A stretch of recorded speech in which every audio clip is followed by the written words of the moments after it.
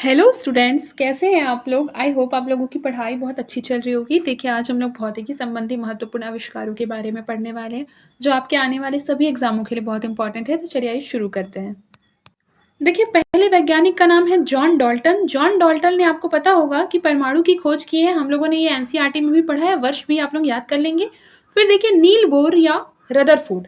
Reel bore व Rutherford जो हैं, दोनों ने मिलकर परमाणु संरचना की खोज की थी। आगे देखिए, न्यूटन। न्यूटन ने किसकी खोज की थी? तो गति विषयक नियम। न्यूटन के गति के नियम आप लोगों को याद भी होंगे। फिर देखिए, हेनरी बेकरल। हेनरी बेकरल ने रेडियो एक्टिविटी की खोज की थी। फिर मैडम क्यूरी। मैडम क्यूरी ने रेडियम की खोज की थी। अल्बर्ट आइंस्टीन ने सापेक्षता के सिद्धांत की खोज की थी। माइकल फेराडे ने विद्युत चुंबकीय प्रेरण की खोज की थी। सीवी रमन, उन्होंने रमन प्रभाव की खोज की थी। विल्हम रॉन्टजन ने एक्सरे किरणें। उसके बाद मैक्स प्लांक ने किसकी खोज की थी? क्वांटम सिद्धांत की। ठीक है, जिसका आजकल आप लोग मॉडर्न फिजिक्स में काफी ज्यादा यूजेस भी देख रहे होंगे और आजकल हाल ही में ये चर्चे में ही रहता है, साइंस एंड टेक्नोलॉजी के न्यूज में आप लोगों ने सुना भी होगा। फिर देखिए, अल्बर्ट आइंस्टीन ने और किसकी खोज की थी? 1905 में की थी प्रकाश विद्युत प्रभाव की। और 1905 में ही इन्होंने सापेक्षता के सिद्धांत की भी खोज की थी। फिर देखिए, कुलम्ब का जो नियम है उसकी जो कुलम्ब है, जिनके ऊपर ही कुलम्ब के नियम वगैरह भी बने हैं, ठीक है, उन्होंने किसकी खोज की थी? तो विद्युत आकर्षण प्रभाव की। और बच गए निप्से। निप्से ने किसकी खोज की थी? तो निप्से ने फोटोग्राफी की खोज की थी धातु से। और जो फॉक्स टॉलबोट है, उन्होंने फोटोग्राफी की कागज में। फिर है कार्बट ने फोटोग्राफी की फिल्म में। फिर है मैंडलीफ ने आवर्त सारणी की खोज की। ओम ने किसकी? विद्युत प्रतिरोध के नियम की खोज किसने की? ओम ने। ओम का साइन क्या होता है? ऐसे होता है, आप लोगों ने स्कूल में पढ़ा होगा। फिर देखिए, आर्कमिडीज। आर्कमिडीज ने तैरने के नियम, जिसे प्लावन के नियम कहते हैं या उत्प्लवन के नियम, उसकी खोज की। फिर एडिसन ने तापायनिक उत्सर्जन की खोज की। फिर देखिए, सर जेएस फ्लेमिंग। फ्लेमिंग ने किसकी खोज की थी? डायोड वॉल्व की। और फॉरेस्ट ने किसकी खोज की थी? ट्रायोड वॉल्व की। एनरिको फर्मी ने किसकी खोज की थी? नाभिकीय रिएक्टर की। फेराडे ने किसकी की थी? विद्युत अपघटन की नियम के। मार्कोनी ने किसका किया था? तो बेतार का तार की खोज जो थी वो मार्कोनी ने किया था। अल्फ्रेड नोबल ने डायनामाइट की खोज की थी। जे थॉमसन ने इलेक्ट्रॉन की खोज की थी। गोल्डस्टीन ने प्रोटॉन की खोज की थी। चैडविक ने की थी न्यूट्रॉन की। फिर देखिए, ये इंपॉर्टेंट अगला टॉपिक है, मानव में जीवाणुओं यानी कि बैक्टीरिया के द्वारा होने वाले कुछ प्रमुख रोग। सबसे पहला है क्षय रोग या टीबी, ठीक है, जिसे ट्यूबरकुलोसिस कहते हैं इंग्लिश में। और इससे प्रभावित अंग कौन से होते हैं? तो शरीर का कोई भी अंग, विशेषकर फेफड़ा जो होता है, वो टीबी से सबसे ज्यादा प्रभावित होता है। और इस रोग के लक्षण है कि बहुत तेज बुखार आता है, खांसी बहुत तेज हो जाती है, इंसान क्या होता है? दुर्बल हो जाता है, श्वास फूलता है, बलगम आता है, थूक में रक्त आने लगता है। तब आपको समझ जाना चाहिए कि आपको टीबी हो रहा है, आपको जांच कराना चाहिए, तुरंत डॉक्टर के पास जाना चाहिए, ठीक है। देखिए, और इस जीवाणु का क्या नाम है जिससे टीबी होता है? तो इस जीवाणु का नाम है माइकोबैक्टीरियम ट्यूबरकुलोसिस जीवाणु, ठीक है। अब दूसरा देखिए, टिटनेस।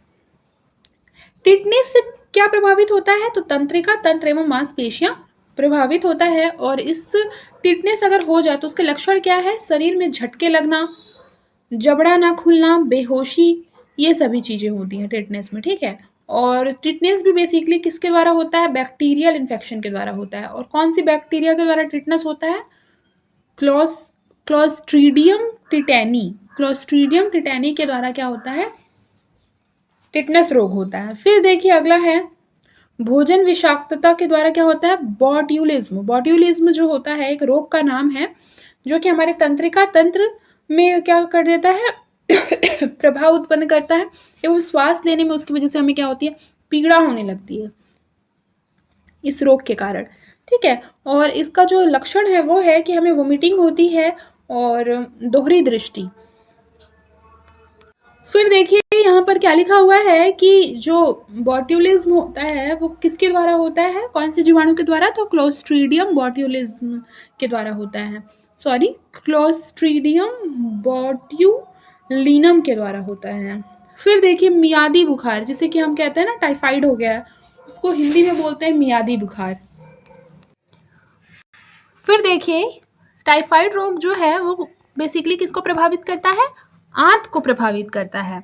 और इसके जो लक्षण हैं वो हैं कि आपको बहुत तेज ज्वर होगा, आप बहुत दुर्बल हो जाएंगे, और मतलब कि आप अगर टाइफाइड एक लेवल के से ज़्यादा बढ़ जाएगा तो क्या होगा कि आपके आंतों में छेद हो जाता है, ठीक है। और याद रखिएगा कि जो टाइफाइड है वो बैक्टीरियल रोग है, तो कौन सी बैक्टीरियल के द्वारा होता है? साल्मोनेला टाइफी के द्वारा होता है।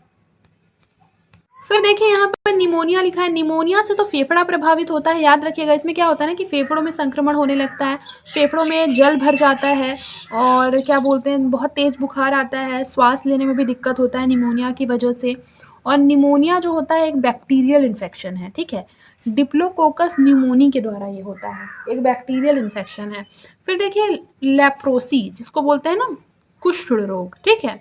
कुष्ठ रोग से त्वचा और तंत्रिका तंत्र प्रभावित होती है। इससे क्या होता है ना कि बेसिकली गांठ का मतलब जो होता है ना गांठ, वो शरीर में आपके हाथ पैर में क्या होने लगेगा? गांठ बनने लगेगा। और हाथ तथा पैर की अंगुलियों के जो ऊतक होंगे, जो टिश्यूज होंगे, आपका धीरे धीरे करके पूरा ऊपर का जो स्किन है वो नष्ट होने लगेगा कुष्ठ रोग में, जिसे लेप्रोसी कहते हैं, ठीक है। ये किसके द्वारा होता है? माइक्रोबैक्टीरियम लेप्री के द्वारा। ये जीवाणु जो होती है ये हो जाता है, तब क्या हो जाता है? कुष्ठ रोग हो जाता है। ये सभी संक्रामक रोग है जो क्या होते हैं? फैलते हैं, ठीक है। फिर देखिए हैजा। हैजा जो है वो आंतों को और आहार नली को प्रभावित करता है। और हैजा बेसिकली, हैजा का जो लक्षण है वो क्या है कि बहुत निर्जलीकरण हो जाता है, उल्टी होने लगता है और दस्त होने लगता है। और हैजा जो है वो कौन से बैक्टीरिया के द्वारा होता है? तो विब्रियो कोमा के द्वारा। किसके द्वारा? विब्रियो कोमा के द्वारा। फिर है काली खांसी। काली खांसी जो है, काली खांसी वो बेसिकली आपका श्वसन तंत्र को प्रभावित कर देता है। और काली खांसी जो है वो निरंतर आने वाले तेज खांसी के साथ वमन होने लगता है, मतलब उल्टी होने लगता है। फिर उसके बाद देखिए कि काली खांसी जो है एक बैक्टीरियल इन्फेक्शन है, तो बताइए कौन से बैक्टीरिया के द्वारा होती है? ये हेमोफिलस पर्टूसिस बैक्टीरिया के द्वारा होती है। हेमोफिलस पर्टूसिस बैक्टीरिया के द्वारा होती है। फिर देखिए सिफिलिस।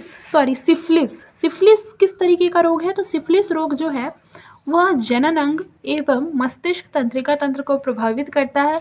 सिफिलिस जब आपको होगा तो क्या होगा कि जनन अंगों पर चकत्ते बनने लगेगा, आपको लकवा मार देगा, और क्या होने लगेगा? त्वचा पर दाने उत्पन्न होंगे, आपके बाल झड़ने लगेंगे। और ये एक बैक्टीरियल इन्फेक्शन है। कौन से बैक्टीरिया के द्वारा होता है? टेप्रोनेमा पैलिडम के द्वारा। टेप्रोनेमा पैलिडम। फिर देखिए प्लेग। प्लेग भी जो होता है वो बैक्टीरियल इन्फेक्शन है। प्लेग में क्या होता है ना कि आपकी जो बगले यानी जो जिसे कांख कहते हैं वो, और फेफड़े, लाल रक्त कणिकाएं, ये सब क्या होते हैं? प्रभावित होते हैं। और ये क्यों होता है? मतलब कि बेसिकली ये जब ये होता है तो उसके लक्षण क्या होते हैं? बहुत तेज़ बुखार आती है, और आपकी जो कांख होती है उसमें क्या होती है? गिल्टी होने लगती है, आपको बेहोशी बेहोशी सा लगता है, चक्कर आने लगेगा। और ये होता है प्लेग जो है पास्चुरेला पेस्टिस जीवाणु के द्वारा होता है। किसके द्वारा? पास्चुरेला पेस्टिस जीवाणु के कारण।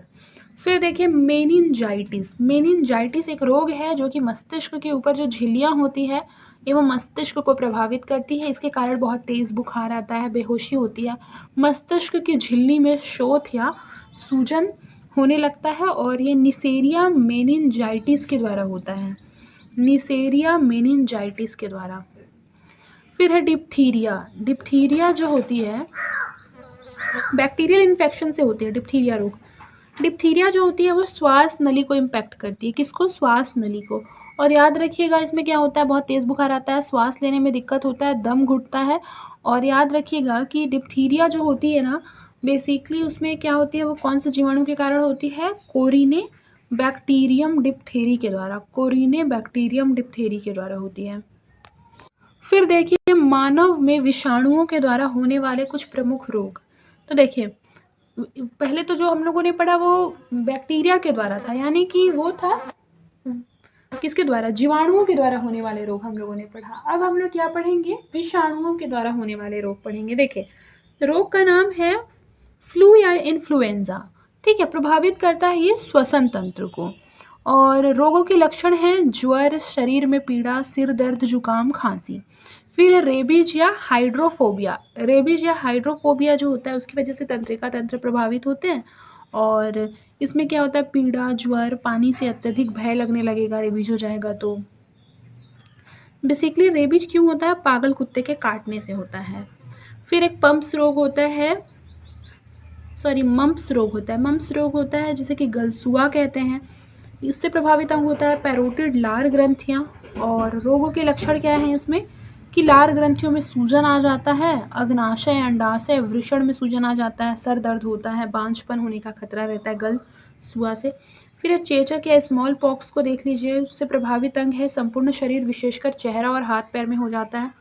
इसमें क्या होने लगेगा आपको कि बहुत तेज़ फीवर आएगा, बहुत आपको मतलब शरीर में क्या होने लगेगा, पेन होने लगेगा, पीड़ा होगी और बहुत जलन एवं बेचैनी होगी और शरीर पर क्या होंगे, फफोले पड़ जाते हैं। पोलियो भोजन व पानी के साथ शरीर में प्रवेश करने वाला विषाणु, ये तंत्रिका तंत्र को प्रभावित करता है, मांसपेशियों के संकुचन में अवरोध तथा हाथ पैर में लकवा मार देता है। फिर उसके बाद देखिए लिखा है हर्पिस। हर्पिस किस तरीके का रोग है, तो याद रखिए त्वचा और श्लेष्म कला को ये प्रभावित करता है। इसमें क्या होता है, त्वचा में जलन होती है, बेचैनी होती है, शरीर पर फोड़े हो जाते हैं। फिर मस्तिष्क शोथ या अनसेफेलाइटिस। ठीक है, मस्तिष्क शोथ जो है वो तंत्रिका तंत्र को क्या करता है, इम्पैक्ट करता है। और याद रखिए कि इसमें भी बहुत तेज़ फीवर आएगा, आपको बहुत बेचैनी होगी, दृष्टि दोष उत्पन्न हो जाएगा, अनिद्रा, बेहोशी, ये सब चीज़ होएगा। और यह एक बहुत ही घातक रोग है, ठीक है, जिसका नाम क्या है, मस्तिष्क शोथ। फिर देखिए ट्रैकोमा। ट्रैकोमा रोग अभी हाल ही में चर्चे में भी था। ये नेत्र से संबंधित रोग है, नेत्रों में सूजन हो जाता है, जलन हो जाता है और नेत्रों से पानी बहने लगती है। यह भी बैक्टीरियल इन्फेक्शन के द्वारा होता है, ठीक है। इन सब रोगों में क्या होता है, आपको हाइजीन का बहुत ध्यान देना है। सॉरी, ट्रैकोमा जो होता है ना वो वायरल इन्फेक्शन है, वही ये वायरस से होता है। ये अभी हम लोग वायरस वाला सारा पढ़ रहे हैं। पोलियो, हर्पिस या फिर मस्तिष्क शोथ, ट्रैकोमा, ये सभी किससे होता है, जैसे मान लीजिए यहाँ खसरा लिखा है, खसरा भी किससे होता है, वायरस से होता है। देखिए यहाँ पर लिखा है विटामिनों के कार्य एवं उसके महत्वपूर्ण स्रोत। इस तरीके का क्वेश्चन भी आप लोगों ने देखा होगा, जो कि वन लाइनर में आ जाता है, चाहे आप पीसीएस दें या फिर कोई भी वन डे एग्जाम हो, सब में आ जाता है। देखिए विटामिन में पहले विटामिन ए है, जिसका नाम क्या है, रेटिनॉल। इसके कार्य क्या होते हैं, तो ये आँखों की निरोगता के लिए इम्पॉर्टेंट होता है, ये श्लेष्मिक झिल्ली की कोशिकाओं की क्रियाओं के लिए आवश्यक होता है। और विटामिन ए का मुख्य स्रोत है मछली के यकृत का तेल, गुर्दा, फल, टमाटर, गाजर, मक्खन, अंडे की जर्दी, ये सब में क्या पाया जाता है, विटामिन ए पाया जाता है। फिर देखिए इसकी कमी से क्या क्या होने लगता है, इसकी कमी से रतौंधी हो जाता है, संक्रमणों के प्रति प्रभाव्यता हो जाती है, त्वचा एवं झिल्लियों में परिवर्तन आने लगता है, दोषपूर्ण दांत होने लगता है एवं विभिन्न प्रकार की बीमारियां होने लगती है।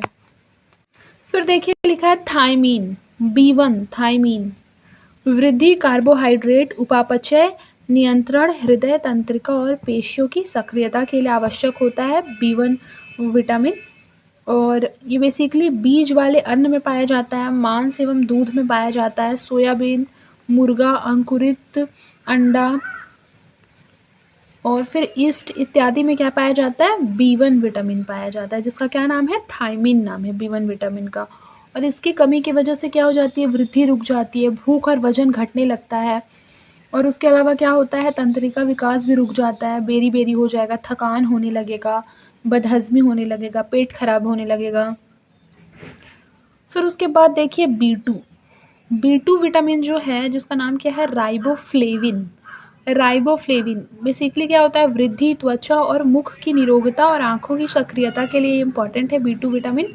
और यह मांस, सोयाबीन, दूध, हरी तरकारियाँ यानी कि हरी सब्जी, अंडे, मुर्गा इत्यादि में पाया जाता है। और याद रखिएगा कि जो B2 विटामिन है उसकी कमी की वजह से वृद्धि रुक जाएगी, धुंधली दृष्टि हो जाएगी, जीभ पर छाले होने लगेंगे, असमय बुढ़ापा आ जाएगा और लोग इसकी कमी से क्या हो जाते हैं, प्रकाश को नहीं सह पाते हैं। फिर देखिए B3 विटामिन क्या होता है, जिसका नाम है पेंटोथेनिक एसिड। और बेसिकली देखिए कोएंजाइम ए और एसिटाइलकोलिन के संश्लेषण के लिए आवश्यक होता है। इसमें ईस्ट, मांस, जिगर, गुर्दा, दूध, अंडे आदि में B3 विटामिन पाया जाता है।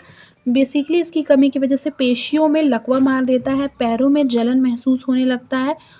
B5 नियासिन एवं निकोटिनिक अम्ल, ठीक है। B5 विटामिन को क्या कहते हैं? नियासिन निकोटिनिक अम्ल।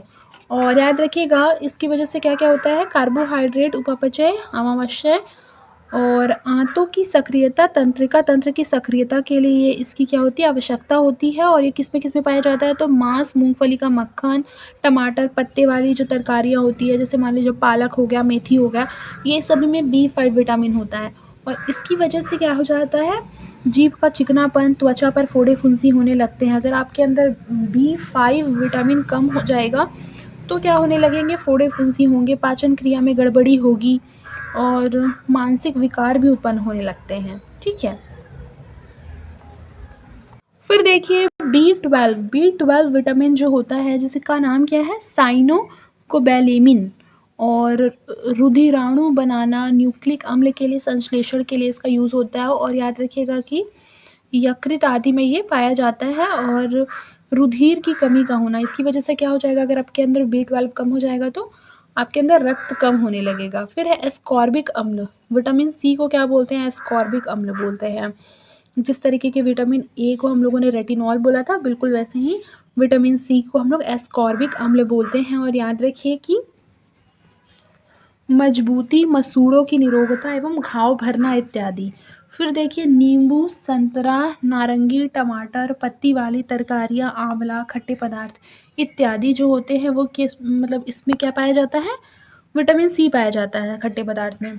और याद रखिए विटामिन सी की कमी से क्या होने लगेगा? आपकी मसूड़े फूलने लगेंगे, अस्थियों के चारों ओर स्राव होने लगेगा, जरा सी चोट पर रुधिर निकलने लगना, अस्थियों का कमज़ोर होना। फिर विटामिन डी देखिए, जिसका नाम है कैल्सीफेरॉल बोलते हैं विटामिन डी को। वृद्धि एवं अस्थियों और दांतों का निर्माण, मछली का यकृत का तेल, संपूर्ण दूध, अंडे, सूर्य का प्रकाश, इसकी वजह से सूखा रोग होता है जिसे रिकेट्स कहते हैं। और कमज़ोर दांत, दांतों के रोग, दांतों का सड़ना आदि। फिर उसके बाद है टेकोफेरॉल, विटामिन ई को बोलते हैं टेकोफेरॉल। इसकी वजह से सामान्य जनन में क्या होता है? दिक्कत आता है, ठीक है। फिर उसके बाद देखिए लिखा है कि पत्ती वाली तरकारियाँ जो है वो विटामिन ई, जिसका नाम है टेकोफेरॉल, के लिए बहुत इंपॉर्टेंट होता है। और जनन शक्ति इसकी वजह से कम होने लगती है।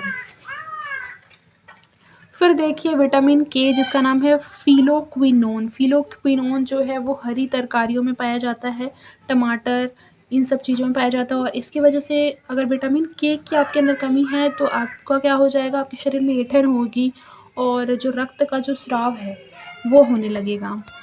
फिर देखिए विभिन्न भोज्य पदार्थ, उनकी प्राप्ति के स्रोत एवं उनका महत्व एवं उनके कार्य। जैसे कार्बोहाइड्रेट एक पोषक पदार्थ है।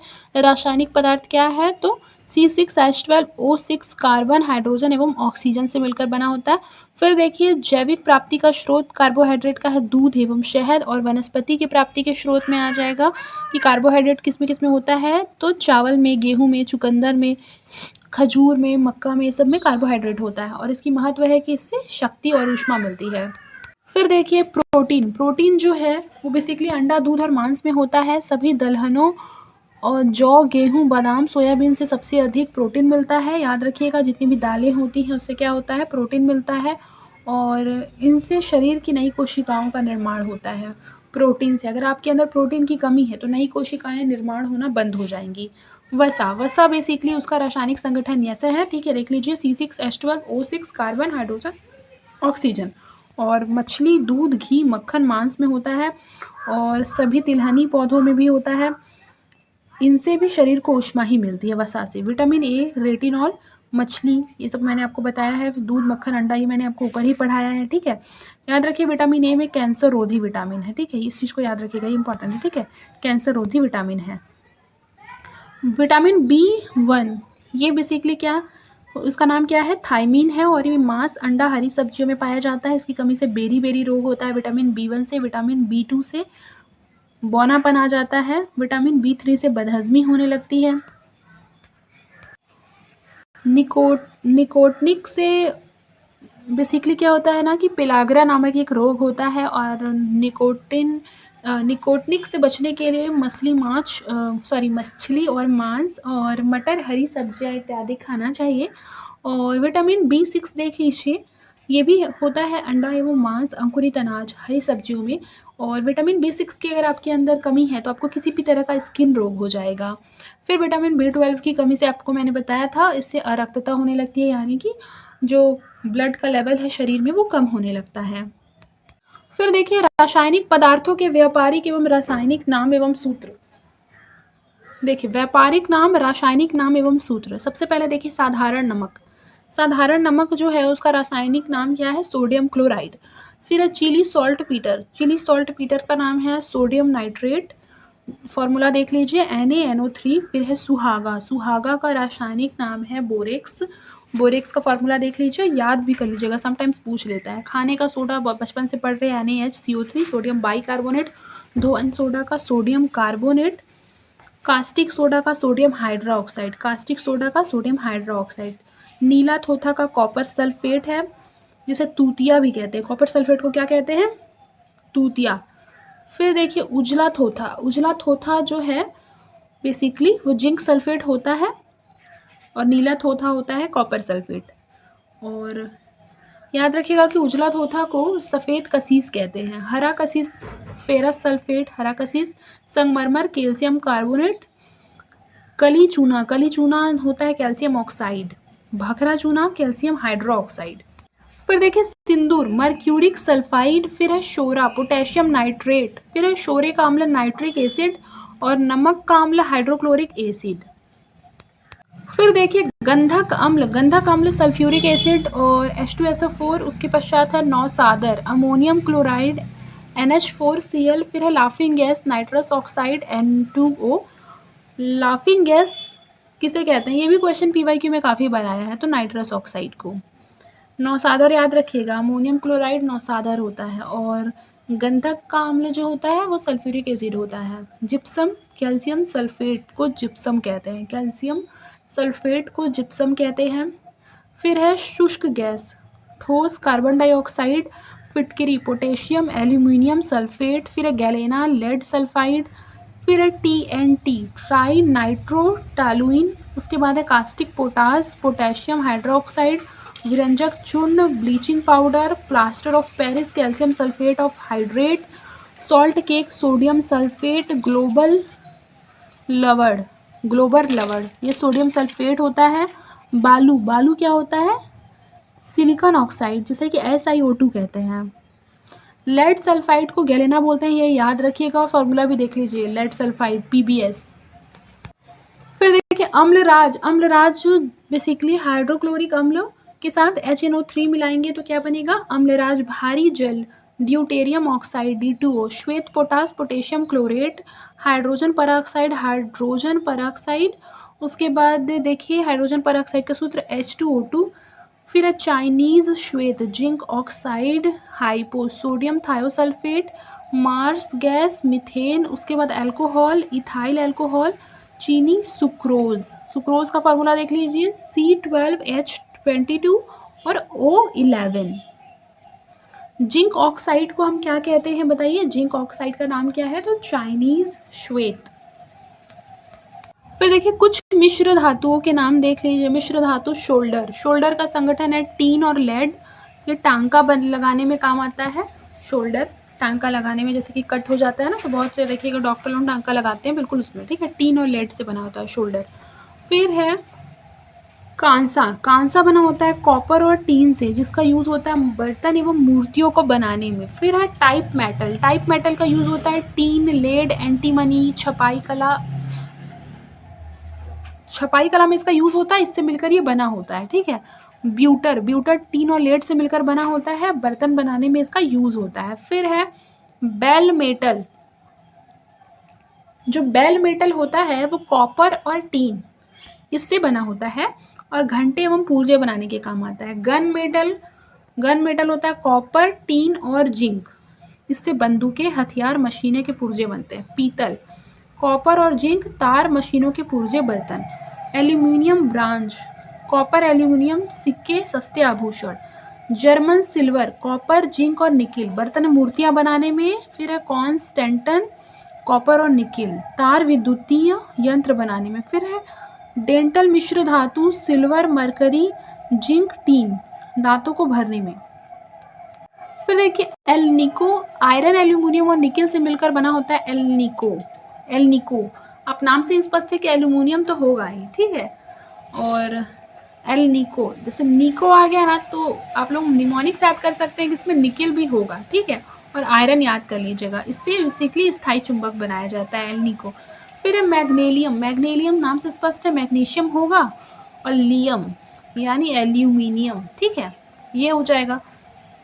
ये वायुयान एवं जहाजों को बनाने के काम आता है।